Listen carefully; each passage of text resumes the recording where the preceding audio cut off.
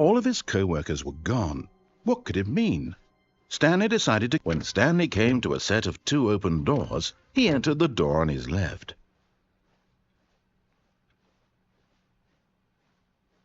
Yet there was not a single person here either. Feeling a wave of disbelief, Stanley decided to go up to his boss's office. Coming to a staircase, Stanley walked upstairs to his boss's office.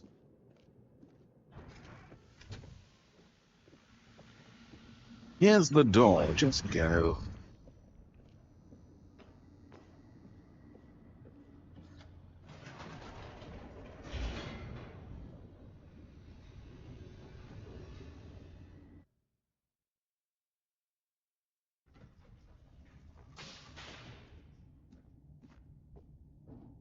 Stanley walked straight ahead through the large door that read Mind Control Facility.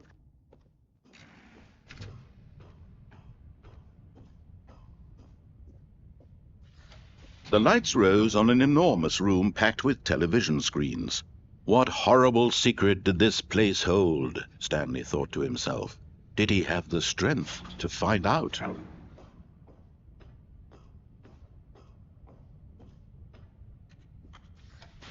Now the monitors jumped to life, their true nature revealed. Each bore the number of an employee in the building, Stanley's co-workers. The lives of so many individuals reduced to images on a screen, and Stanley, one of them, eternally monitored in this place where freedom meant nothing. This mind control facility, it was too horrible to believe. It couldn't be true. Had Stanley really been under someone's control all this time? Was this the only reason he was happy with his boring job? That his emotions had been manipulated to accept it blindly? No, he refused to believe it. He couldn't accept it. His own life in someone else's control? Never! It was unthinkable. Wasn't it? Was it even possible?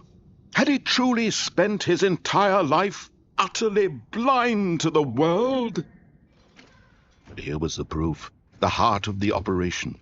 Controls labeled with emotions, happy or sad or content, walking, eating, working, all of it monitored and commanded from this very place.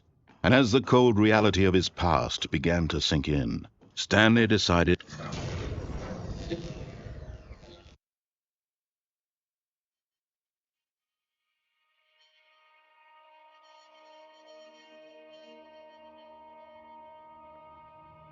blackness, and a rising chill of uncertainty. Was it over? Yes. He had won. He had defeated the machine, unshackled himself from someone else's command. Freedom was mere moments away. And yet, even as the immense door slowly opened, Stanley reflected on how many puzzles still lay unsolved. Where had his co-workers gone? How had he been freed from the machine's grasp? What other mysteries did this strange building hold? But as sunlight streamed into the chamber, he realized none of this mattered to him, for it was not knowledge or even power that he had been seeking, but happiness.